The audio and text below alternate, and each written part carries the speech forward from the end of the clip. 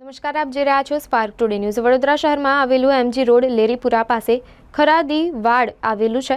તેના રહેવાસી પ્રફુલ્લ રસિકભાઈ છેલ્લા 6 મહિનાથી ગટર ઉભરાતા કોર્પોરેશનમાં રજૂઆત કરતા હતા। તે દરમિયાન પ્રફુલ્લ રસિકભાઈ એમના ઘરની ફળિયાને બધાને કહેતા હતા કે ભાઈ થોડા પાણી ઓછું વાપરો તો આપણી આ ગટર ઉભરાવાની થોડીક ઓછી થાય અને અહીંયા આપણા નાના બાળકો પણ રહે છે, તેમને તકલીફ ના થાય, બીમારીઓનું ઘર ના થાય તેવું મધુસૂદન એકદમ ઉશ્કેરાઈ જતા આવું સાંભળીને તેને મધુસૂદનનો મિત્ર રાજેશ કાયસ્થ પણ ત્યાં હાજર હતો। તે દરમિયાન ગાળાગાળી કરતા છૂટા હાથની મારામારી કરીને પછી રાજેશ કાયસ્થ અને પગમાં લાત મારીને તોડી નાખ્યો। પ્રફુલ્લભાઈ છેલ્લા 1 અઠવાડિયાથી પોલીસને રજૂઆત કરે છે પણ પોલીસ કોઈ એક્શનમાં આવતી નથી, એમની કોઈ રજૂઆત સાંભળતી નથી।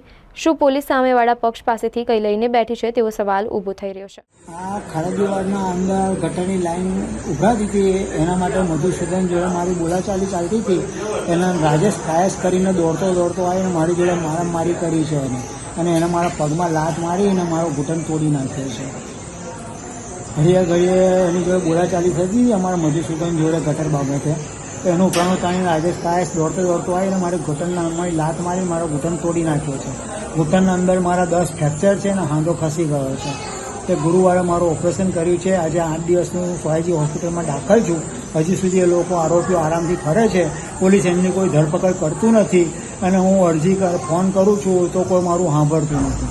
એટલે આજે હું આ પત્રકારના માધ્યમથી પોલીસ સાહેબને જણાવવા માગું છું કે આ આરોપીઓને ધરપકડ કરીને તાત્કાલિક એમને જેલ ભેગા કરે। અગાઉ આપણી માંગ શું છે?